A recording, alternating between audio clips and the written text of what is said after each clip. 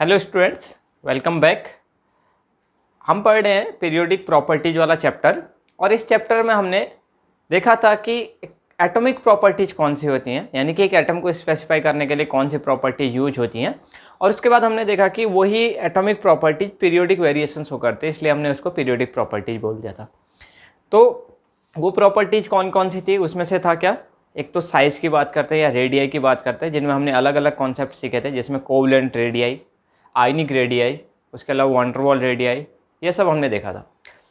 ये हमने last lecture में कंप्लीट कर लिया था। इसके अलावा 3 प्रॉपर्टीज और होती हैं जो कि पीरियोडिक प्रॉपर्टीज के अंदर हम डिस्कस करते हैं। सेकंड प्रॉपर्टी जो होती है वो होती है आयनाइजेशन एनर्जी या आयनाइजेशन एंथैल्पी बोला जाता है इसको। इसके अलावा एक और प्रॉपर्टी होती है इलेक्ट्रॉन एफिनिटी और लास्ट प्रॉपर्टी होती है इलेक्ट्रोनेगेटिविटी। तो आज के थर्ड लेक्चर में हम बात करने वाले हैं आयनाइजेशन एनर्जी या आयनाइजेशन एंथैल्पी के बारे में, ठीक है।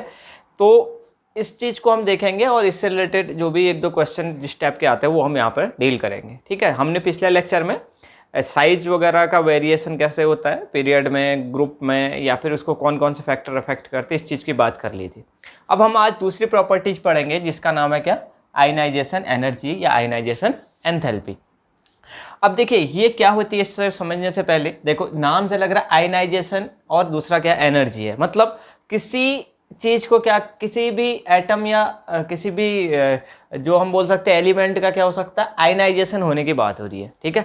अब आयनाइजेशन किसी भी एलिमेंट का कब होगा, जब हम क्या करेंगे, इसमें से क्या कर देंगे, एक इलेक्ट्रॉन को रिमूव करवा दें। माना इसके पास कोई कितने भी इलेक्ट्रॉन हो, उसमें से क्या करते हैं हम एक इलेक्ट्रॉन रिमूव करवा दें, तो क्या हो जाएगा, वो कैटाइन में कन्वर्ट हो जाएगा। या हो सकता है कि इसमें हम क्या करते हैं इलेक्ट्रॉन एंटर करवा दें, तब भी वो आयन में कन्वर्ट होगा। लेकिन हम यहाँ पर बोलते हैं कि इलेक्ट्रॉन रिमूव करने की बात होती है, जो आयनाइजेशन एनर्जी या एंथैल्पी के अंदर बात होती है, ठीक है। तो देखिए यहाँ पर क्या है, मैंने एक एटम सपोज कर रखा है, ये मेरे पास कोई एटम है।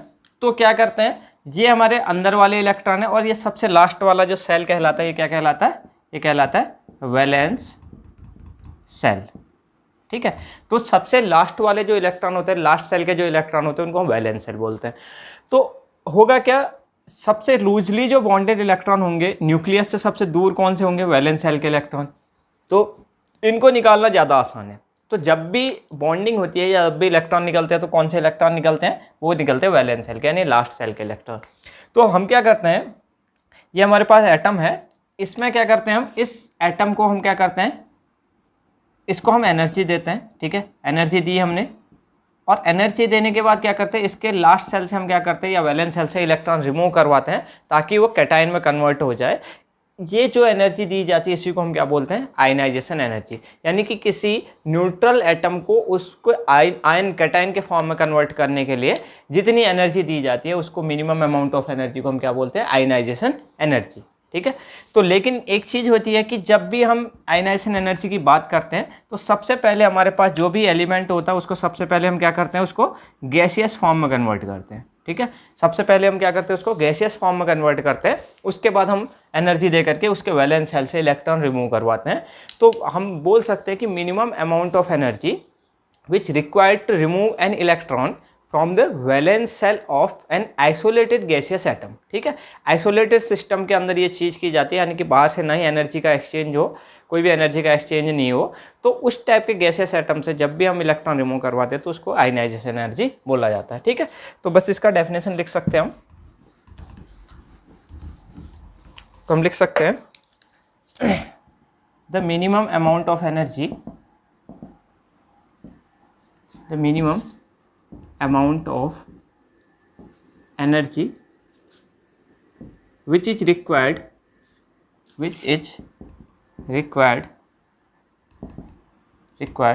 to remove an electron from the valence cell of an isolated gaseous atom, ठीक है।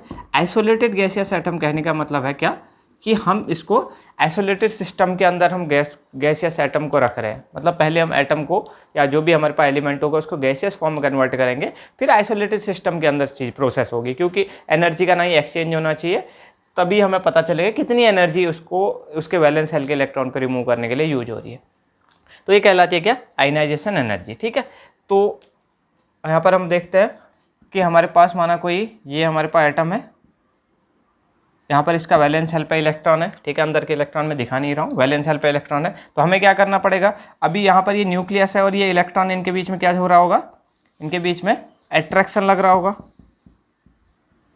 अट्रैक्शन लग रहा होगा। ठीक है, अब क्या करेंगे, इस अट्रैक्शन को ब्रेक करने के लिए हमें क्या करना पड़ेगा, यहाँ से बाहर से एनर्जी देनी पड़ेगी, जिसको हम आई से रिप्रेजेंट करते हैं। ठीक है, आयनाइजेशन एनर्जी। ठीक है, इसको हम क्या दिखाते हैं, आई। ठीक है, आयनाइजेशन एनर्जी। अब देखिए आयनाइजेशन एंथैल्पी भी बोलते हैं। ठीक है, यहाँ पर क्योंकि हम क्या कर रहे हैं, एक कांस्टेंट प्रेशर पे बात करते हैं, इसलिए आयनाइजेशन एंथैल्पी भी बोल देते हैं। तो हम क्या करेंगे, ये एनर्जी देंगे और इस एनर्जी को देने के बाद क्या हो जाएगा, यहाँ से इलेक्ट्रॉन रिमूव हो जाएगा। ठीक है, इलेक्ट्रॉन क्या हो जाएगा, रिमूव हो जाएगा। तो ये किस में कन्वर्ट हो जाएगा, ये हमारे पास माना अगर इसको हम m मान लें, ये गैसियस फॉर्म में था, तो इसको जैसे ही हमने आयनाइजेशन एनर्जी दी तो ये m+ में कन्वर्ट हो गया, प्लस इलेक्ट्रॉन इसमें से बाहर निकल गया। ठीक है, तो इसको हम क्या बोलते हैं, ionization energy.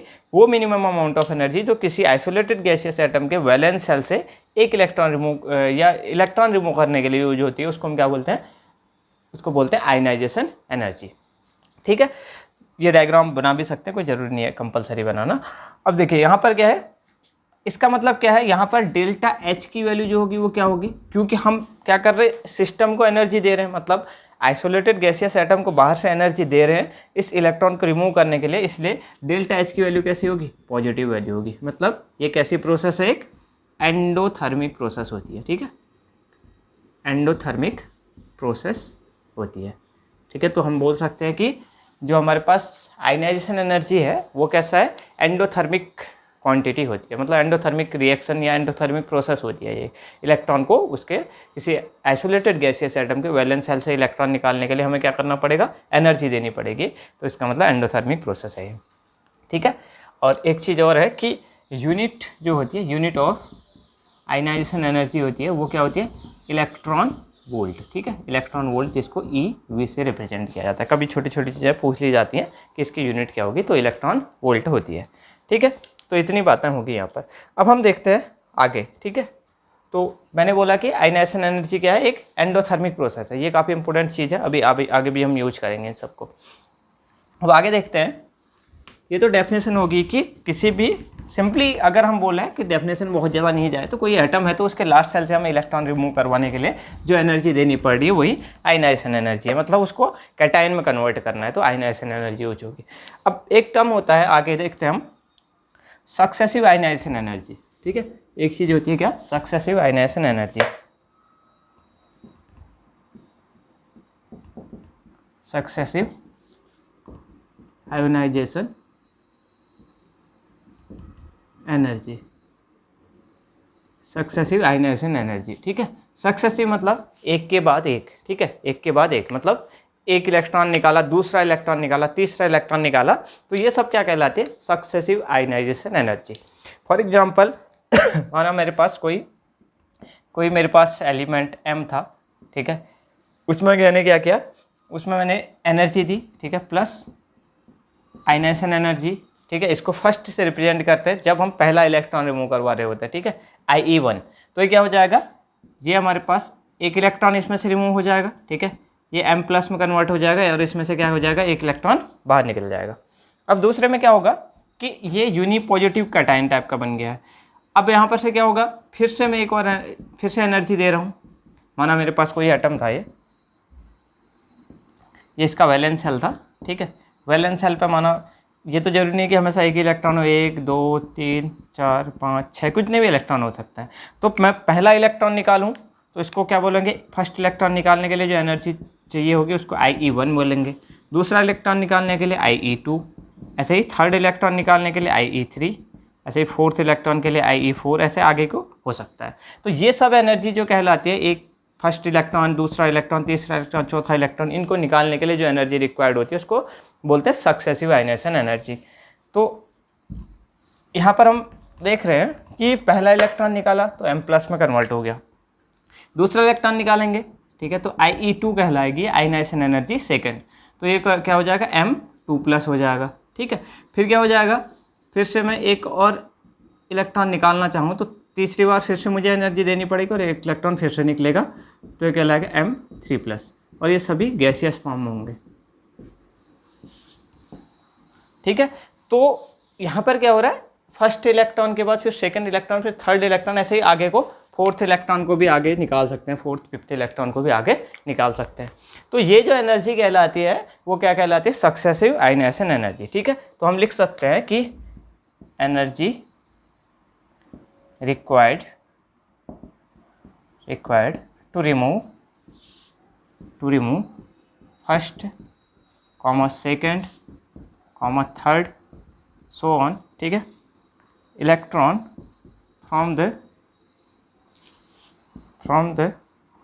From any atom लिख सकते हैं, ठीक है, from any atom is called IE1, IE2, IE3 dot respectively, and these ionization energy is called successive ionization energy, ठीक है। तो ये बात मेरे ख्याल समझ में आई होगी कि पहला इलेक्ट्रॉन निकालने के लिए फर्स्ट आयनाइजेशन एनर्जी, दूसरा इलेक्ट्रॉन निकालने के लिए सेकंड आयनाइजेशन एनर्जी, फिर थर्ड आयनाइजेशन एनर्जी, तो इन्हीं चीज़ों को बोला जाता है सक्सेसिव आयनाइजेशन एनर्जी। अब देखिए यहाँ पर एक कॉन्सेप्ट आएगा कि किसकी वैल्यू ज़्यादा है, IE1 की वैल्यू ज़्यादा है, IE2 की वैल्यू ज़्यादा है या IE3 की वैल्यू ज़्यादा है, इनमें से किसकी एनर्जी ज़्यादा होगी, ठीक है। तो देखिए अब हम इसको कैसे कंपेयर करते हैं, energy required to remove first second and third electron from any atom, ठीक है, इट्स कॉल्ड, ठीक हो गया।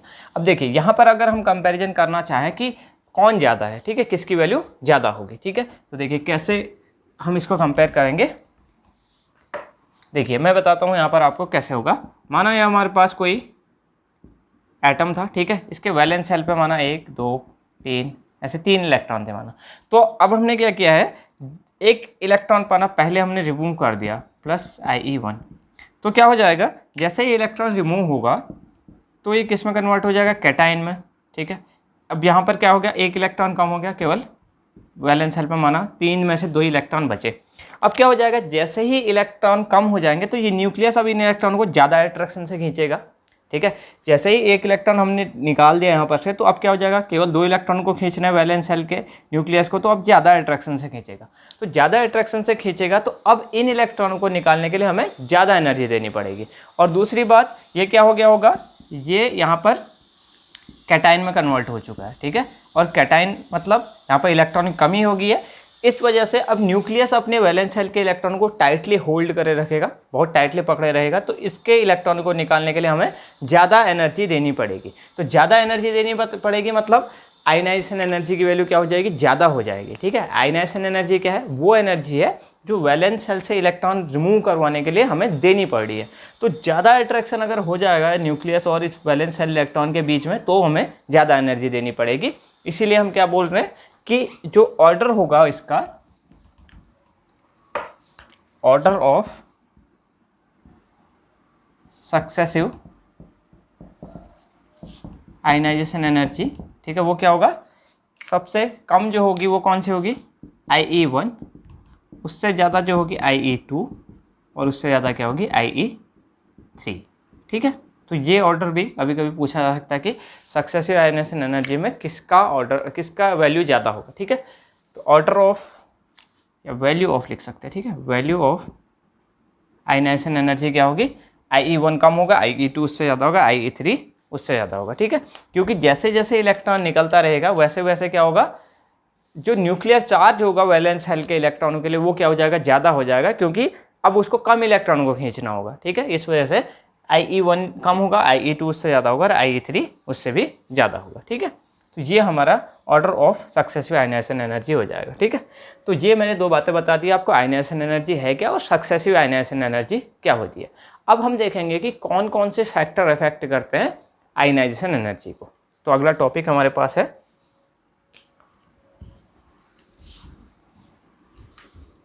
Factors affecting ionization energy. ठीक है, अगला जो टॉपिक है हमारे पास वो क्या है, फैक्टर्स अफेक्टिंग आयनाइजेशन एनर्जी। ठीक है, आयनाइजेशन एनर्जी बोले या आयनाइजेशन एंथैल्पी बोले या कभी कभी आयनाइजेशन पोटेंशियल नाम भी बोल दिया जाता है। ठीक है, अब देखिए कौन कौन से फैक्टर अफेक्ट करते हैं, IE value of ionization energy भी लिख सकते हैं इसमें, वैल्यू ऑफ आयनाइजेशन एनर्जी। तो आपको बेसिक कॉन्सेप्ट जरूर पता होना चाहिए आयनाइजेशन एनर्जी है क्या, कि वैलेंस सेल से इलेक्ट्रॉन निकालने के लिए जितनी एनर्जी हमें देनी पड़ रही है बाहर से। ठीक है, अब न्यूक्लियस और वैलेंस सेल के इलेक्ट्रॉन के बीच में जितना ज़्यादा अट्रैक्शन होगा उतनी ही ज़्यादा एनर्जी हमें बाहर से उस अट्रैक्शन को ब्रेक करने के लिए देनी पड़ेगी ताकि इलेक्ट्रॉन रिमूव हो सके। इसीलिए जितना ज़्यादा न्यूक्लियस और वैलेंस सेल के इलेक्ट्रॉनों के बीच में अट्रैक्शन होगा उतना ही ज़्यादा हमें एनर्जी देनी पड़ेगी, उतनी ही ज़्यादा आयनाइजेशन एनर्जी की वैल्यू होगी। तो अब हम यहाँ पर देखते हैं कि कौन कौन से फैक्टर अफेक्ट करते हैं। इसमें सबसे पहला फैक्टर हम देखते हैं प्रिंसिपल क्वांटम नंबर, या जिसको हम क्या बोलते हैं shell number, principal quantum number या जिसको हम क्या बोलते हैं सेल नंबर। ठीक है, अब देखिए हमें क्या पता है कि जैसे जैसे प्रिंसिपल क्वांटम नंबर बढ़ते जाता है, ठीक है, तो क्या हो जाता है, जैसे माना प्रिंसिपल क्वांटम नंबर बढ़ेगा तो क्या हो जाएगा, या सेल नंबर बढ़ेगा तो साइज ऑफ एटम बढ़ता जाएगा। साइज ऑफ एटम बढ़ेगा तो न्यूक्लियस और वैलेंस इलेक्ट्रॉन के बीच में दूरी ज़्यादा हो जाएगी।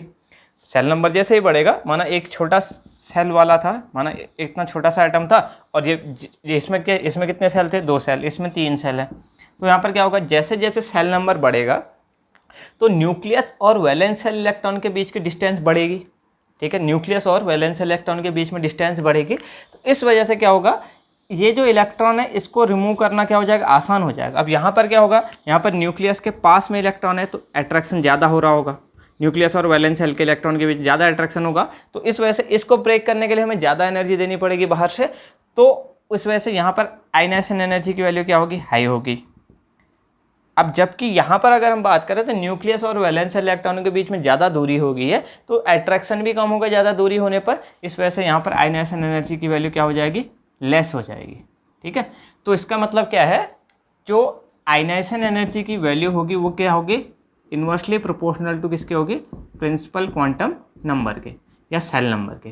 कहने का मतलब है जैसे जैसे सेल नंबर बढ़ेगा या साइज ऑफ एटम बढ़ेगा, जैसे जैसे सेल नंबर बढ़ेगा साइज ऑफ एटम बढ़ जाएगा, तो क्या होगा, न्यूक्लियस और वैलेंस सेल के इलेक्ट्रॉनों के बीच में क्या होगा, अट्रैक्शन कम हो जाएगा क्योंकि दूरी पर होंगे, इस वजह से इलेक्ट्रॉन बाहर से निकालना आसान हो जाएगा, यानी कि कम अमाउंट ऑफ एनर्जी देने पर ही वैलेंस सेल से इलेक्ट्रॉन रिमूव हो जाएगा। इस वजह से आयनाइजेशन एनर्जी की वैल्यू क्या हो जाएगी, कम। तो इसको हम लिख सकते हैं कि एक एग्जांपल के थ्रू मैं आपको बता देता हूँ इसमें। जैसे माना हम ग्रुप फर्स्ट के एलिमेंट को कंपेयर करें, लिथियम, सोडियम, पोटेशियम, रुबिडियम और सीजियम। तो अगर हम ऊपर से नीचे की तरफ ग्रुप में बढ़ें तो क्या बोल सकते हैं कि, या ऊपर से नीचे की तरफ जाने पर क्या बढ़ रहा है, इंक्रीजिंग प्रिंसिपल क्वांटम नंबर, या इसी को हम क्या बोलते हैं, सेल नंबर, सेल नंबर। इस वजह से क्या हो जाएगा, डिक्रीजिंग, या ऐसा लिख सकते हैं कि increasing distance between nucleus and valence shell electron. ठीक है, जैसे जैसे सेल नंबर बढ़ेगा तो न्यूक्लियस और वैलेंस सेल इलेक्ट्रॉन के बीच की डिस्टेंस बढ़ जाएगी, तो इस वजह से क्या हो जाएगा, decreasing attraction between nucleus and valence shell electron. अब जैसे ही अट्रैक्शन जो हो जाएगा क्या हो जाएगा, कम हो जाएगा, इस वजह से क्या होगा, अब हमें कम एनर्जी देनी पड़ेगी वैलेंस सेल से इलेक्ट्रॉन को रिमूव करने के लिए, इस वजह से आयनाइजेशन एनर्जी की वैल्यू क्या हो जाएगी, कम हो जाएगी। ठीक है, डिक्रीजेस। तो इस वजह से क्या कह सकते हैं हम, जैसे जैसे ऊपर से नीचे को बढ़ेंगे तो प्रिंसिपल क्वांटम नंबर बढ़ेगा और increasing distance between nucleus and valence electron, या एक चीज़ और लिख सकते हैं यहाँ पर हम, क्या लिख सकते हैं, increasing size of atom, size of atom, atom का साइज बढ़ेगा, ठीक है। इस वजह से न्यूक्लियस और वैलेंस इलेक्ट्रॉन के बीच की डिस्टेंस बढ़ेगी, तो न्यूक्लियस और वैलेंस सेल के इलेक्ट्रॉन के बीच में अट्रैक्शन कम हो जाएगा, तो हम थोड़ा सा एनर्जी भी देंगे तो वैलेंस सेल से इलेक्ट्रॉन आसानी से रिमूव हो जाएगा। इसलिए हम जब भी टॉप टू बॉटम ग्रुप में जाते हैं तो पीरियोडिक वेरिएशन भी हम यहीं पर देख सकते हैं कि टॉप टू बॉटम जाने पर ग्रुप में जो आयनाइजेशन एनर्जी की वैल्यू होगी वो क्या हो जाएगी, कम होती जाएगी, ठीक है, क्योंकि साइज ऑफ एटम बढ़ जा रहा है तो अट्रैक्शन कम लगेगा न्यूक्लियस और वैलेंस सेल इलेक्ट्रॉनों के बीच में। ये तो पहला फैक्टर हो गया principal quantum number. Principal quantum number जैसे जैसे बढ़ेगा आयनाइजेशन एनर्जी की वैल्यू क्या हो जाएगी, कम होती जाएगी, ठीक है। अब हम दूसरा फैक्टर देखते हैं। जैसा कि हमने साइज में भी देखे थे ये सारे के सारे फैक्टर, प्रिंसिपल क्वांटम नंबर, दूसरा क्या था, दूसरा था न्यूक्लियर चार्ज फैक्टर या effective nuclear charge, effective nuclear charge. Nuclear charge लें या जेड इफेक्टिव लें, दोनों सेम ही टाइप से काम करेंगे, लेकिन थोड़ा सा इनमें अंतर था ना, Z effective.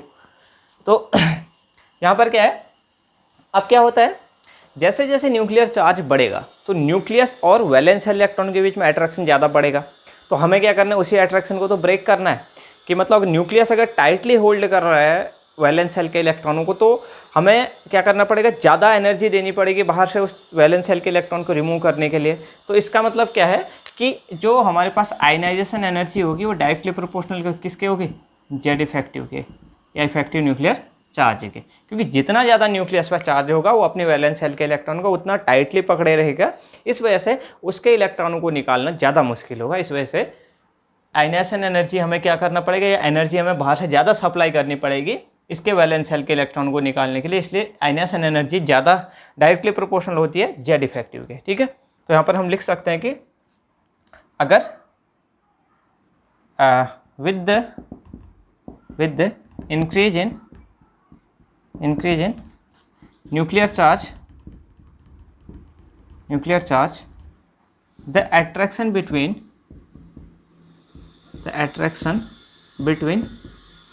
nucleus and valence cell electron is increases,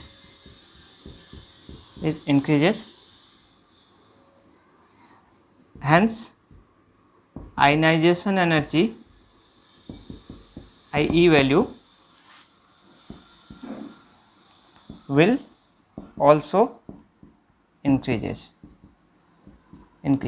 देखिए बेसिक कॉन्सेप्ट वही है। बेसिक कॉन्सेप्ट क्या है कि जितना ज़्यादा न्यूक्लियस और वैलेंस सेल के इलेक्ट्रॉन के बीच में अट्रैक्शन होगा उतनी ज़्यादा हमें बाहर से एनर्जी देनी पड़ेगी उस इलेक्ट्रॉन को रिमूव करवाने के लिए। तो जितना ज़्यादा न्यूक्लियर चार्ज होगा उतना ही ज़्यादा क्या होगा, attraction between nucleus and valence electron होगा, ठीक है। इस वजह से हमें उतनी ज़्यादा एनर्जी देनी पड़ेगी बाहर से ताकि हम वैलेंस सेल के इलेक्ट्रॉन को रिमूव करवा सकें। तो इसका मतलब क्या है, आयनाइजेशन एनर्जी डायरेक्टली प्रोपोर्शनल होती है इफेक्टिव न्यूक्लियर चार्ज के। जब भी हम डायरेक्टली बोल रहे हैं कि आयनाइजेशन एनर्जी, तो हम आयनाइजेशन एनर्जी फर्स्ट की ही बात करते हैं, ठीक है। जब नॉर्मली हम आयनाइजेशन एनर्जी बोल रहे हैं तो आयनाइजेशन एनर्जी फर्स्ट की बात, जब तक हमको बोला ना जाए आयनाइजेशन एनर्जी सेकंड थर्ड, तब तक हम फर्स्ट एक ही इलेक्ट्रॉन को रिमूव करवाने की बात करेंगे, ठीक है। तो अब हम देखते हैं अगला फैक्टर, थर्ड है क्या, शील्डिंग इफेक्ट, ठीक है। थर्ड जो फैक्टर है वो है शील्डिंग इफेक्ट। शील्डिंग इफेक्ट, ठीक है। शील्डिंग इफेक्ट, तो शील्डिंग इफेक्ट क्या था, जो न्यूक्लियस था और वैलेंस सेल के इलेक्ट्रॉन थे उनके बीच में भी जो भी इलेक्ट्रॉन होते हैं वो क्या करते हैं, शील्डिंग कॉज करते हैं। वो न्यूक्लियस को वैलेंस सेल के इलेक्ट्रॉनों पर अट्रैक्शन नहीं लगाने देते। तो इसका मतलब क्या है, जितना ज़्यादा बीच में इलेक्ट्रॉन होंगे इंटरविनिंग इलेक्ट्रॉन, उतना ही ज़्यादा क्या होगा, न्यूक्लियस और वैलेंस सेल के इलेक्ट्रॉन के बीच में कम अट्रैक्शन फोर्स लग पाएगा, तो बाहर से इलेक्ट्रॉन निकालना आसान हो जाएगा। इसका मतलब हमें थोड़ा सा एनर्जी भी देंगे तो वैलेंस सेल से इलेक्ट्रॉन आसानी से रिमूव हो जाएगा। तो इसका मतलब हम बोल सकते हैं कि जो आयनाइजेशन एनर्जी होती है वो क्या होती है, इन्वर्सली प्रोपोर्शनल टू किसके होती है, शील्डिंग इफेक्ट के, शील्डिंग इफेक्ट के। क्योंकि ये तो हमको पता है कि जैसे जैसे इंटरविनिंग इलेक्ट्रॉन बढ़ते हैं, मतलब न्यूक्लियस ये है ये हमारा वैलेंस सेल इलेक्ट्रॉन है। इसके बीच में हमारे पास बहुत सारे सेल होते हैं, इनमें जो भी इलेक्ट्रॉन यहाँ पर होंगे उनको क्या बोलते हैं हम, इंटरविनिंग इलेक्ट्रॉन। ठीक है, तो ये जितने ज़्यादा होंगे तो न्यूक्लियस वैलेंस सेल के इलेक्ट्रॉनों पर अट्रैक्शन उतना कम लगा पाएगा, इस वजह से ये इलेक्ट्रॉन निकालना आसान हो जाएंगे। इसलिए हम क्या बोल रहे हैं, ionization energy inversely proportional to क्या होगी, शिल्डिंग इफेक्ट क्या होगी। ठीक है, तो जैसे जैसे शिल्डिंग इफेक्ट बढ़ेगा तो आयनाइजेशन एनर्जी की वैल्यू क्या हो जाएगी, कम हो जाएगी। अब अगला फैक्टर देखते हैं हम, इसमें एक दो फैक्टर और हैं जो कि काफ़ी इंपॉर्टेंट है। अगला फैक्टर जो है वो है एनर्जी ऑफ ऑर्बिटल्स। ठीक है, फोर्थ जो फैक्टर है वो क्या है, एनर्जी ऑफ ऑर्बिटल्स। ठीक है, तो जैसे हमारे पास डिफरेंट ऑर्बिटल है with same principal quantum number value, जैसे हम लिख सकते हैं कि डिफरेंट ऑर्बिटल्स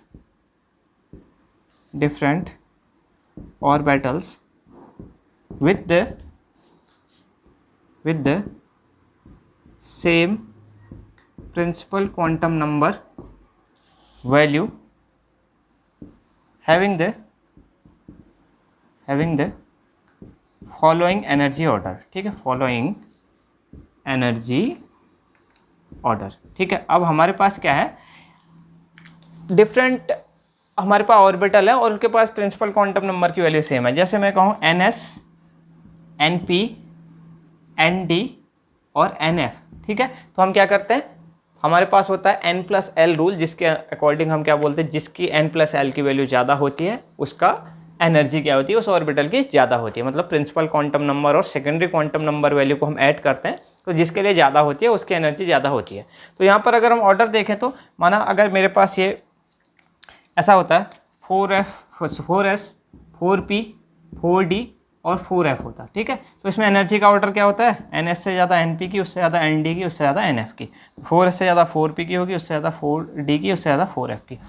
अब हमको अगर बोला जाए कि एक कहीं पर अगर इलेक्ट्रॉन 4F में है, 4D में भी है या 4P में है और 4S में है, तो किस में से इलेक्ट्रॉन निकालना आसान होगा या किसकी आयनाइजेशन एनर्जी की वैल्यू कम होगी। तो हमें ऑब्वियस सी बात है, जो 4F में जो इलेक्ट्रॉन होगा वो ऑलरेडी हाई एनर्जी स्टेट में होगा, तो हम थोड़ा सा भी एनर्जी देंगे तो वो इलेक्ट्रॉन आसानी से रिमूव हो जाएगा। ठीक है, जबकि जो 4S का इलेक्ट्रॉन होगा वो क्या होगा, अंदर वाला ऑर्बिटल होगा। ठीक है, उसकी एनर्जी कम होगी, तो कम एनर्जी होगी तो इलेक्ट्रॉन भी कम एनर्जी के ऑर्बिटल में है, तो उसको क्या करेगा, उसको हमें एक्साइट करने के लिए या बाहर निकालने के लिए हमें उसको बाहर से ज़्यादा एनर्जी देनी पड़ेगी। तो आयनाइजेशन एनर्जी का जो ऑर्डर होगा वो 4S का सबसे ज़्यादा होगा, क्योंकि ऑलरेडी एक कम एनर्जी स्टेट में है, तो उसके इलेक्ट्रॉन को निकालने के लिए हमें क्या करना पड़ेगा, बाहर से ज़्यादा एनर्जी देनी पड़ेगी। ठीक है, तो इस वजह से हम क्या कर सकते हैं कि यहाँ पर अगर आयनाइजेशन एनर्जी का ऑर्डर बोलें तो क्या होगा, सबसे ज़्यादा एनर्जी आयनाइजेशन एनर्जी 4S में, उससे कम 4P में, उससे कम 4D में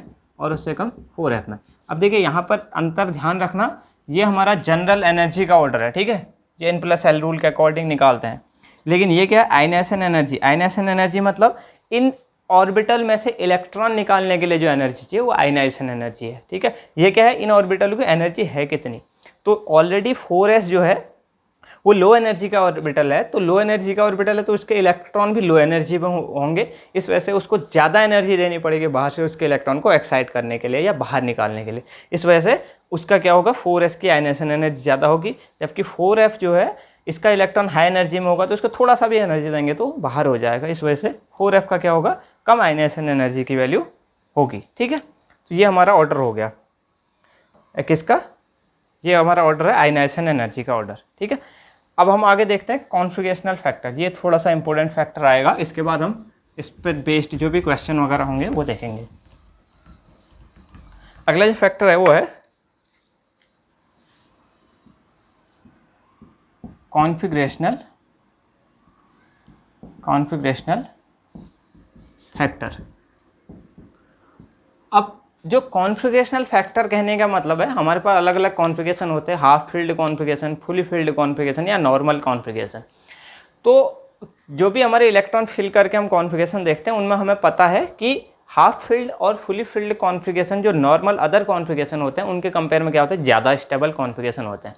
तो क्या होगा, अगर माना मेरे पास कहीं पर ये है P3 कॉन्फ़िगरेशन है, माना नाइट्रोजन की बात है, वैलेंस शेल में P3 कॉन्फ़िगरेशन है, तो क्या होगा, यहाँ पर से हम एक इलेक्ट्रॉन को अगर रिमूव करवाएंगे तो क्या हो जाएगा, ये बन जाएगा P2 कॉन्फ़िगरेशन। ठीक है, तो अब होता क्या है कि कोई भी कॉन्फ़िगरेशन नहीं चाहता है कि वो अपनी स्टेबल से अनस्टेबल कॉन्फ़िगरेशन में चेंज हो जाए। मतलब कोई भी एलिमेंट ये नहीं चाहेगा कि वो हाफ फील्ड कॉन्फ़िगरेशन से नॉर्मल कॉन्फ़िगरेशन में कन्वर्ट हो जाए, क्योंकि हाफ फील्ड और फुली फील्ड कॉन्फ़िगरेशन सबसे ज़्यादा स्टेबल होते हैं। उसका रीजन होता है सिमेट्रिक फैक्टर होते हैं, ठीक है, या एक्सचेंज पेयर ऑफ इलेक्ट्रॉन होते हैं, वो अलग टॉपिक है। तो फिलहाल हाफ फील्ड और फुली फील्ड कॉन्फ़िगरेशन ज़्यादा स्टेबल होते हैं in compare to other configuration के। तो इसका मतलब अगर माना नाइट्रोजन की बात करेंगे हम, तो इसमें P3 कॉन्फ़िगरेशन होगा वैलेंस शेल का। तो इसमें हमें इस इलेक्ट्रॉन को निकालने के लिए क्या करना पड़ेगा, बहुत ज़्यादा हाई एनर्जी देनी पड़ेगी। तो इसका मतलब इसका आयनाइजेशन एनर्जी की वैल्यू क्या होगी, काफ़ी हाई होगी। ठीक है, in compare to other configuration के। तो कॉन्फ़िगरेशनल फैक्टर क्या कहता है कि अगर कोई एलिमेंट हाफ फील्ड या फुली फील्ड कॉन्फ़िगरेशन वाला होता है तो उसकी आयनाइजेशन एनर्जी की वैल्यू ज़्यादा होगी इन कंपेयर टू किसके, अदर कॉन्फ़िगरेशन के। ठीक है, तो हम यहाँ पर लिख सकते हैं कि एलिमेंट्स विथ, यहाँ पर लिख सकते हैं एलिमेंट्स विथ हाफ फील्ड और फुली फील्ड, हाफ फील्ड और फुली फील्ड। ठीक है, जैसे हमारे पास p ऑर्बिटल की बात करें तो P3 हाफ फील्ड और P6 fully field, d orbital में P5 हाफ फील्ड और d ऑर्बिटल में D5 हाफ फील्ड और D10 फुली फील्ड। तो एलिमेंट्स विथ हाफ फील्ड और full filled configuration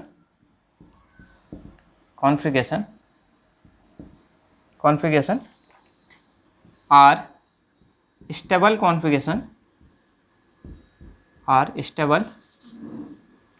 configuration than other configuration, hence ionization energy of half filled और fully filled configuration, यहाँ पर से question आता है, इसको थोड़ा सा ध्यान रखना है, कॉन्फ़िगरेशन इज ग्रेटर देन किसके, अदर कॉन्फ़िगरेशन के। ठीक है, अदर कॉन्फ़िगरेशन के। ठीक है, क्योंकि कोई भी एलिमेंट नहीं चाहेगा कि वो स्टेबल हाफ फील्ड और फुली फील्ड से वो अदर कॉन्फ़िगरेशन में कन्वर्ट हो जाए। इस वजह से हमें अगर माना ज़बरदस्ती हम कन्वर्ट करवाना चाह रहे हैं उसको, तो हमें बहुत ज़्यादा एनर्जी देनी पड़ेगी। इसका मतलब बहुत ज़्यादा आयनाइजेशन एनर्जी की वैल्यू होगी। तो ionisation energy of half filled और fully filled configuration greater than किसके होगी, अदर कॉन्फ़िगरेशन के। ठीक है, तो ये हमारा सारे के सारे फैक्टर्स हो गए जिनके बेस पर हम क्या करते हैं, आयनाइजेशन एनर्जी की वैल्यू का कंपैरिजन करते हैं। ठीक है, अब हम इसके बाद इससे रिलेटेड जो क्वेश्चंस होते हैं वो देख लेते हैं, या वेरिएशन वगैरह क्या होते हैं आयनाइजेशन एनर्जी के, वो देख लेते हैं। ठीक है, तो यहाँ तक मैंने 5 फैक्टर की बात की, जिसमें लास्ट फैक्टर कॉन्फ़िगरेशनल फैक्टर है, जिसमें क्या कह रहे हैं, वो एलिमेंट जिनके पास हाफ फील्ड और फुली फील्ड कॉन्फ़िगरेशन होगा, जैसे नाइट्रोजन हो गया, ठीक है, ऐसे ही कोई फुली फील्ड वाला होगा, उसका क्या होगा, आयनाइजेशन एनर्जी की वैल्यू ज़्यादा होगी अदर कॉन्फ़िगरेशन के कंपेयर में। जैसे नाइट्रोजन का आयनाइजेशन एनर्जी की वैल्यू ज़्यादा होगा किसके कंपेयर में, ऑक्सीजन के कंपेयर में। तो अभी इसको देखते हैं हम।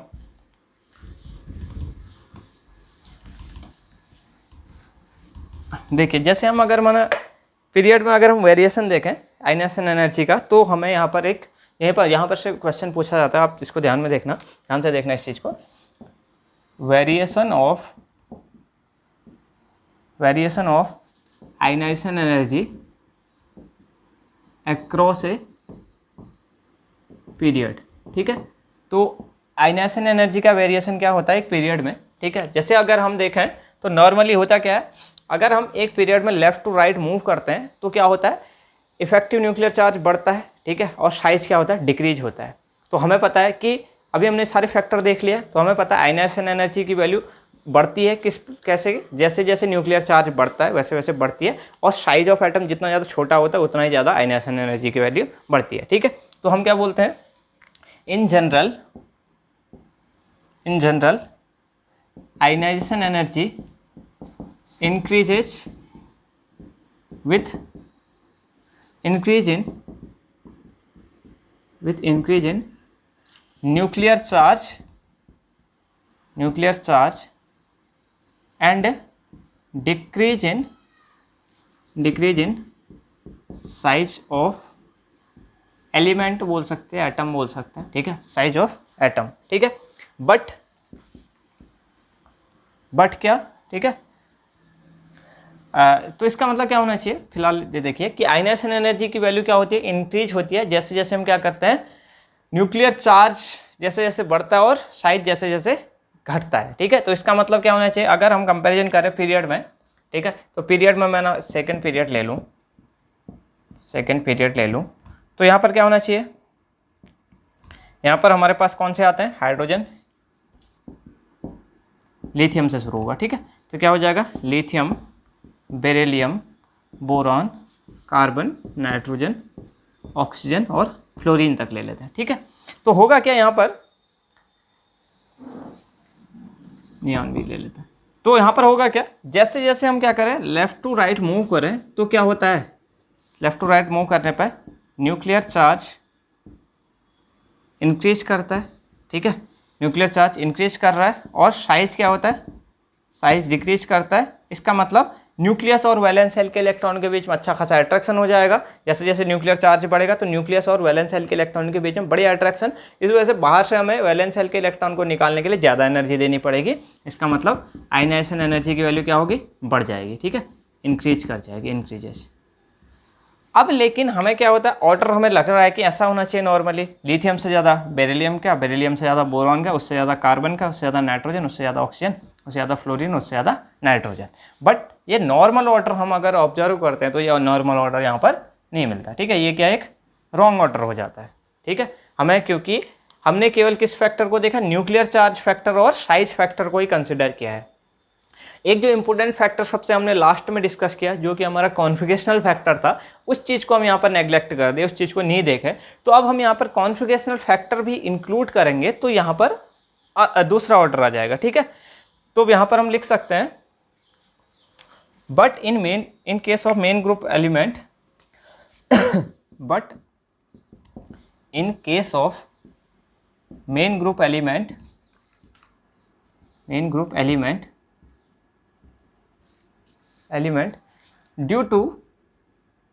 due to configurational factor two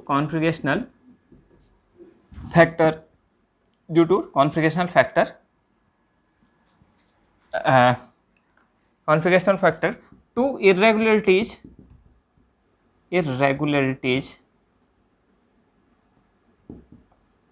मतलब असमानताएं, ठीक है, इंग्लिश में हो सकता है कि कुछ स्पेलिंग इतनी परफेक्ट ना बैठे, इरेगुलरिटीज मतलब असमानता है। तो क्या बोल रहे हैं, due to configurational factor to irregularities in group second and group 15 are observed, ठीक है। तो क्या बोल रहे हैं हम, ग्रुप अभी तक हमने कौन से फैक्टर देखे थे, न्यूक्लियर चार्ज फैक्टर और साइज ऑफ द एलिमेंट, लेकिन अगर हम क्या करें, कॉन्फिगरेशनल फैक्टर को भी यहाँ पर इंक्लूड कर दें तो क्या हो जाएगा, दो जगह पे इरेगुलरिटीज हमको मिलती हैं। वो कहाँ पर मिलती हैं, एक ग्रुप नंबर सेकंड पे मिलती है और एक ग्रुप नंबर 15 पे मिलती है, ठीक है। अब देखिए इस वजह से जो नया ऑर्डर आ जाता है वो क्या आ जाता है, जो करेक्ट ऑर्डर होता है वो यहाँ पर मैं लिख देता हूँ। जो करेक्ट ऑर्डर है वो क्या आता है, देखिए एक तो ये हमारे पास सेकंड ग्रुप है, ठीक है, सेकंड ग्रुप ये है और 15th ग्रुप ये है। तो नाइट्रोजन वाले में और बेरिलियम वाले में दो जगह पे इरेगुलरिटी आ जाएंगी, मतलब बेरिलियम का जो आयनाइजेशन एनर्जी होगी वो बोरॉन से ज़्यादा हो जाएगी, मतलब बोरॉन पीछे आ जाएगा। यहाँ पर ऑक्सीजन से ज़्यादा किसकी हो जाएगी, नाइट्रोजन की।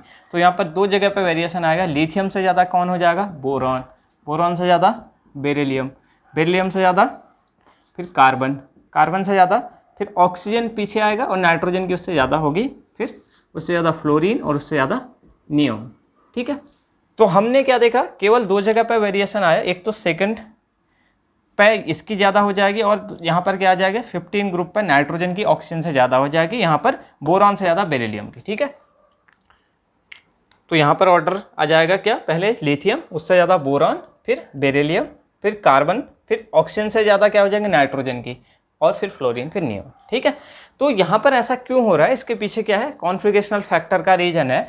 अब सभी का अगर आप कॉन्फिगरेशन लिख के देखेंगे, टोटली मैं लिख नहीं रहा हूँ, केवल यहाँ पर आपको बता दे रहा हूँ। लिथियम का एटॉमिक नंबर 3 होता है तो 1s2 2s1 होगा, जबकि बेरिलियम का देखिए 1s2 2s2, यानी कि क्या है यहाँ पर फुली फिल्ड कॉन्फ़िगरेशन है, फुली फिल्ड कॉन्फ़िगरेशन है। इस वजह से ये क्या चाहेगा कि फुली फिल्ड से मतलब ये अगर 2s2 कॉन्फ़िगरेशन है, फुली फिल्ड हो रखा है, तो ये एक इलेक्ट्रॉन रिमूव करवा के 2s1 में क्यों कन्वर्ट होना चाहेगा, ऐसा नहीं चाहेगा कोई भी एलिमेंट, ठीक है। इस वजह से यहाँ पर बेरिलियम से ज़्यादा बोरॉन की होती है, क्योंकि बोरॉन से वैलेंस शेल से इलेक्ट्रॉन निकालने के लिए हमें ज़्यादा एनर्जी की ज़रूरत पड़ती है। ऐसे ही हम इसका भी लिख सकते हैं, मैं डायरेक्टली नाइट्रोजन का लिख रहा हूँ। नाइट्रोजन में क्या होगा, वैलेंस शेल कॉन्फ़िगरेशन होगा 2s2 2p3। 2p3 कहने का मतलब क्या है, यहाँ पर हाफ फील्ड कॉन्फ़िगरेशन है, ठीक है। यहाँ पर क्या है, ये हाफ फील्ड है। इस वजह से क्या होगा, इसकी आयनाइजेशन एनर्जी भी क्या होगी, आयनाइजेशन एनर्जी यहाँ पर भी हाई होगी और यहाँ पर भी आयनाइजेशन एनर्जी की वैल्यू क्या होगी, हाई होगी, ठीक है। तो आपको एग्जाम में बहुत ज़्यादा ये ऑर्डर पूछा जाता है, ठीक है। इस ऑर्डर को आपको ध्यान में रखना है कि यहाँ पर ग्रुप नंबर 2 और ग्रुप नंबर 15 पे 2 जगह वेरिएशन आएगा, बाकी नॉर्मल ऑर्डर रहेगा। कहने का मतलब है सेकंड जो है वहाँ पर बोरॉन से ज़्यादा किसकी हो जाएगी, बेरिलियम की, यहाँ पर ऑक्सीजन से ज़्यादा नाइट्रोजन की हो जाएगी, ठीक है। तो ये ऑर्डर कई बार पूछा जाता है। ऐसे ही बिल्कुल सेम ऑर्डर में किसका होगा, थर्ड पीरियड जो होगा उसमें भी बिल्कुल सेम टाइप का ऑर्डर आएगा। कहने का मतलब है, मैं इसको नीचे वाला मिटा देता हूँ, आई होप आप लोगों को ये लिख लिया होगा। तो मैं नीचे वाला ऑर्डर ऐसा ही ग्रुप नंबर 3 पे क्या होगा वो बता रहा हूँ। अगर माना मैं थर्ड पीरियड की बात करूँ, थर्ड पीरियड, तो यहाँ पर क्या होगा, लिथियम के नीचे कौन आएगा, सोडियम, सोडियम के नीचे बेरिलियम के नीचे क्या, मैग्नीशियम, बोरॉन के नीचे एल्यूमिनियम, कार्बन के नीचे सिलिकॉन, उसके नीचे फॉस्फोरस, ऑक्सीजन के नीचे सल्फर, क्लोरीन और ऑर्गन, ठीक है। ऐसा हमको दिखना चाहिए ऑर्डर, लेकिन ये ऑर्डर भी क्या होगा, रॉन्ग होगा। चेंजमेंट कहाँ पर आएगा, केवल यहाँ पर आएगा। तो सेम करेक्ट ऑर्डर हम यहाँ पर लिख रहे हैं, इसका मैं इसी के नीचे लिख देता हूँ। करेक्ट ऑर्डर क्या होगा, करेक्ट ऑर्डर में हमें कॉन्फ़िगरेशनल फैक्टर देखने और ग्रुप नंबर 2 और ग्रुप नंबर 15 को कंसिडर करना है। तो करेक्ट ऑर्डर क्या होगा, सोडियम से ज़्यादा किसकी हो जाएगी, अब ये मैग्नीशियम आना चाहिए वैसे, लेकिन एल्यूमिनियम पहले आएगा। एल्यूमिनियम से ज़्यादा किसकी हो जाएगी, मैग्नीशियम की, लिथियम सोडियम बोरॉन एल्यूमिनियम, ठीक है। उससे ज़्यादा किसकी होगी, सिलिकॉन की, ठीक है। सिलिकॉन से ज़्यादा फिर क्या हो जाएगा, सल्फर से ज़्यादा फॉस्फोरस की होगी यहाँ पर, उससे ज़्यादा क्लोरीन की और उससे ज़्यादा ऑर्गन की, ठीक है। तो पीरियड नंबर 3 पे जो करेक्ट ऑर्डर होगा वो ये वाला होगा, और सेकंड जो पीरियड का ऑर्डर होगा वो करेक्ट वाला ही होगा, ठीक है। आपको करेक्ट वाले पे फोकस ज़्यादा करना है। रॉन्ग वाला ये भी रॉन्ग है और ये भी रॉन्ग है, मतलब जो हमको नॉर्मली दिख रहे थे ऑर्डर वैसे ऑर्डर नहीं होंगे। ग्रुप नंबर 2 और ग्रुप नंबर 15 पे क्या आ जाएगा, वेरिएशन आ जाएगा, मतलब वो अपने अगले वाले से उनकी आयनाइजेशन एनर्जी ज़्यादा हो जाएगी। जैसे बोरॉन से ज़्यादा बेरिलियम की होगी और ऑक्सीजन से ज़्यादा नाइट्रोजन की आयनाइजेशन एनर्जी होगी, ठीक है। तो ये हमारा हो गया वेरिएशन इन द पीरियड, ठीक है। ये ऑर्डर बहुत इंपॉर्टेंट है, इसको याद रखना है। ये वाला इंपॉर्टेंट है और ये वाला भी इंपॉर्टेंट है, ये पूछे जा सकते हैं, ठीक है। तो ये हो गया हमारा ऑर्डर। अब इसके बाद हम देखते हैं, एक क्वेश्चन यहाँ पर देख लेते हैं। कभी कभी हमसे सेकंड आयनाइजेशन एनर्जी पर भी क्वेश्चन पूछ दिया जाता है कि बताइए कि इस पर्टिकुलर एलिमेंट में 2 एलिमेंट हमको दे देगा और बोलेगा कि इसमें किसकी सेकंड आयनाइजेशन एनर्जी ज़्यादा होगी। जैसे ठीक है, जैसे मेरे पास है, जैसे माना क्वेश्चन के फॉर्म में लिख लेते हैं, among the oxygen and nitrogen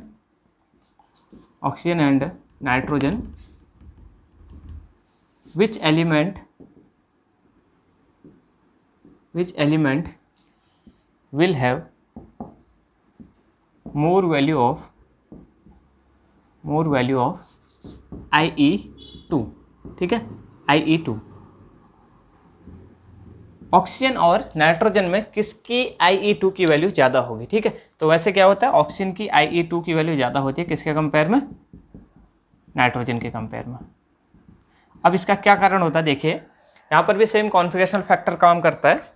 जैसे अगर हम देखें ऑक्सीजन को देखें तो ऑक्सीजन का एटॉमिक नंबर 8, तो इसका कॉन्फ़िगरेशन लिखेंगे 1s2 2s2 और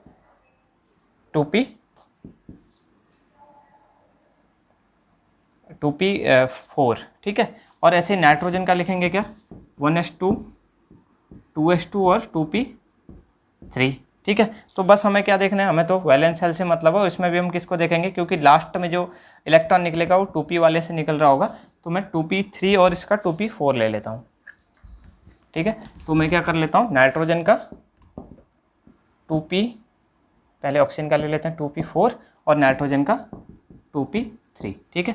2p4 मतलब 1 2 3 और 4, और यहाँ पर 2p3 मतलब 1 2 और 3। अब देखिए यहाँ पर से क्या है, अगर हम IE1 की बात करें तो क्या होगा, एक इलेक्ट्रॉन बहुत आसानी से निकलना चाहेगा यहाँ से, क्यों, क्योंकि यहाँ पर क्या हो जाएगा, ये बन जाएगा यहाँ पर हाफ फील्ड कॉन्फ़िगरेशन, ठीक है। तो इसका मतलब हमें क्या देना पड़ेगा, आयनाइजेशन एनर्जी फर्स्ट की वैल्यू यहाँ होगी लेस होगी यहाँ पर, क्योंकि यहाँ पर थोड़ा सा ये एनर्जी देने पर ये इलेक्ट्रॉन निकल जाएगा, क्योंकि ये मोर स्टेबल हाफ फील्ड में कन्वर्ट हो रहा है।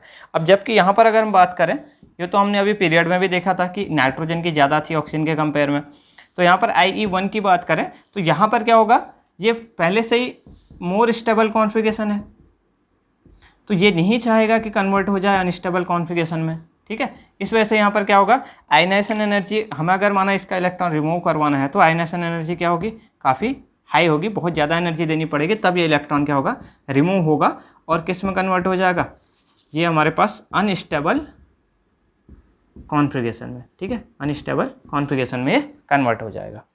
अब क्या होगा, अब हम बात करते हैं सेकंड इलेक्ट्रॉन को निकालने के, IE2 यहाँ पर भी देंगे और IE2 यहाँ पर भी देंगे। तो अब क्या होगा, अब यहाँ पर हाफ फील्ड कॉन्फ़िगरेशन हो गया है, तो अब ये नहीं चाहेगा कि अपना इलेक्ट्रॉन आसानी से रिमूव कर दे। तो इसका मतलब अगर हम इसका इलेक्ट्रॉन रिमूव करवाना चाहेंगे तो यहाँ पर क्या करना पड़ेगा हमको, IE2 की वैल्यू क्या हो जाएगी, ऑक्सीजन की ज़्यादा हो जाएगी, क्योंकि अब यहाँ पर हाफ फील्ड कॉन्फ़िगरेशन आ गया है। तो इस वजह से अगर हम यहाँ से इलेक्ट्रॉन निकालेंगे भी तो हमें क्या करना पड़ेगा, ज़्यादा एनर्जी देनी पड़ेगी। जबकि यहाँ पर तो क्या है, पहले से ही अनस्टेबल कॉन्फ़िगरेशन है, एक इलेक्ट्रॉन निकल भी जाएगा तो क्या दिक्कत है ज़्यादा, ठीक है। इस वजह से यहाँ पर IE2 की वैल्यू क्या होगी, लेस होगी, ठीक है। तो अगर हमको डायरेक्टली कभी कभी आयनाइजेशन एनर्जी फर्स्ट के बेस पर क्वेश्चन ना पूछ करके आयनाइजेशन एनर्जी सेकंड के थ्रू पूछ दे, तो हम बोल सकते हैं कि IE2 जो है वो ऑक्सीजन की ज़्यादा होगी नाइट्रोजन के कंपेयर में, या अदर जगह अदर टाइप स्टेप के भी क्वेश्चन आप लोग देख सकते हैं, जहाँ पर भी हमारे पास फुली फील्ड या हाफ फील्ड कॉन्फ़िगरेशन आएगा तो उसकी आयनाइजेशन एनर्जी वैल्यू ज़्यादा हो जाएगी, ठीक है। और या फिर कभी कभी हमें अलग अलग कॉन्फ़िगरेशन लिख करके दे देता है, 4 कॉन्फ़िगरेशन दे देगा, जैसे हमको ऐसे दे देगा, एक दे देगा P2, एक दे देगा P5, एक दे देगा P3 और एक दे देगा P4 दे दिया माना, ठीक है। तो बोलेगा कि इसमें से कौन से कॉन्फ़िगरेशन की आयनाइजेशन एनर्जी क्या होगी, सबसे ज़्यादा होगी। तो हम देख सकते हैं सिंपली कि जो हाफ फील्ड कॉन्फ़िगरेशन है वो कौन सा है, P3 वाला, इस वजह से इसकी आयनाइजेशन एनर्जी की वैल्यू क्या होगी, ज़्यादा होगी, और अदर सारे के सारे अनस्टेबल कॉन्फ़िगरेशन है, ठीक है। तो ये कॉन्फ़िगरेशनल फैक्टर वाला जो क्वेश्चन है वो इंपॉर्टेंट होता है, उसको आपको ध्यान रखना है। जो हमारा पीरियोडिक वेरिएशन है वो देखना है, एक ये कॉन्फ़िगरेशन वाला देखना है, और आयनाइजेशन एनर्जी फर्स्ट और सेकंड पे पूछ रहा है तो वो भी देखना है कि किसकी ज़्यादा वैल्यू है, ठीक है। तो ये हमारा सारा का सारा हो चुका है, किसकी बात होगी, ये सब के सब आयनाइजेशन एनर्जी से रिलेटेड चीज़ें यहाँ पर कंप्लीट हो चुकी है, और लगभग मैंने कोशिश की है कि सब कुछ इससे चीज़ें रिलेटेड क्वेश्चन कवर कर दिए जाए। अब आप लोग खुद भी ट्राई कर सकते हैं क्वेश्चंस को। तो यहाँ पर कंप्लीट होता है आयनाइजेशन एनर्जी। इसके बाद हमारे पास बचते हैं 2 प्रॉपर्टीज, एक है इलेक्ट्रॉन एफिनिटी और एक है इलेक्ट्रोनेगेटिविटी। तो वो हम नेक्स्ट क्लास में डिस्कस करेंगे। मिलते हैं नेक्स्ट वीडियो में।